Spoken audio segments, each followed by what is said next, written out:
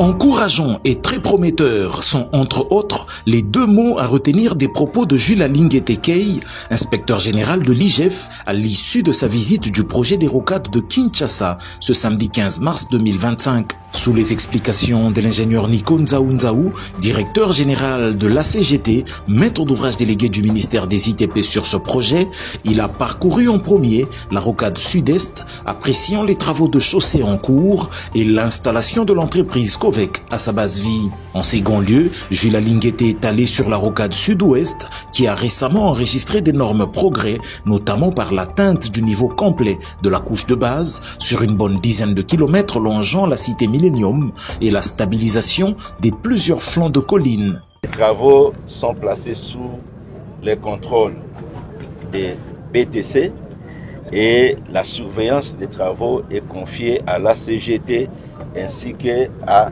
l'OVD.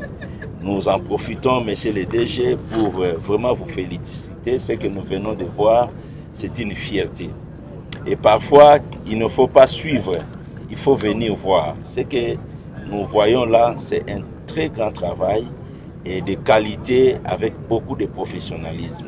L'histoire récente de la RDC nous apprend que c'est l'IGF qui avait reçu mandat du président de la République pour analyser le contrat sino-congolais, analyses qui ont abouti à la révision de ce dernier, donnant de fait beaucoup plus d'avantages à la RDC. Les conclusions de cette mission avaient établi qu'en 15 ans d'application de la Convention, la RDC avait encaissé en termes de travaux 1,2 milliard de dollars, soit une moyenne de 80 millions de dollars par an de travaux, sur 3 milliards de dollars prévus dans l'ensemble du projet. Il s'en est suivi une décision du chef de l'État qui est une révisitation de la convention entre les deux parties. L'inspection générale des finances, qui était à l'origine des rapports techniques, a été associée à ces travaux de révisitation avec d'autres structures et institutions, notamment des membres du gouvernement et beaucoup d'autres services techniques impliqués dans les projets. Au mois de janvier 2024, les négociations ont terminé en donnant comme résultat la révision du package des infrastructures reconnues à la RDC dans les projets qui passerait de 1,8 milliard restants au moment où on signait les accords en 2024 à 7 milliards de dollars américains. Le résultat vu sur terrain grâce à ces fonds issus de cette révision, ce sont 3 projets phares dans le rayonnement des infrastructures en République démocratique du Congo qui ont pris vie. Jules Alinguete y revient. Dans ce cadre, 3 projets ont effectivement démarré. Il y a les rocades de la ville de Kinshasa. Deuxième projet qui a démarré avec l'avenant numéro 5, c'est le projet Kalambambouji. Et troisième projet qui a démarré, qui va vraiment consacrer le désenclavement total de notre pays, c'est la route qui part de Mbujimayi, Mweneditu, Kassese, jusqu'à Ngouba, jusqu'à la province de Lualaba. Et cette route va vraiment consacrer le désenclavement total et le boom pour notre pays. Donc, tous ces projets sont financés par Sycomine au travers de l'avenant numéro 5. Ce que nous venons de voir aujourd'hui, nous devons sincèrement féliciter son Excellence, Monsieur le Président de la République, chef de l'État, pour avoir matérialisé sa volonté, sa détermination à révisiter les contrats Sycomine pour donner à la RDC les meilleurs bénéfices. Face à l'occupation des emprises sur le tracé des rocades de Kinshasa, occupation qui est susceptible de ralentir l'exécution des travaux, l'hôte du jour de l'Agence congolaise des grands travaux propose.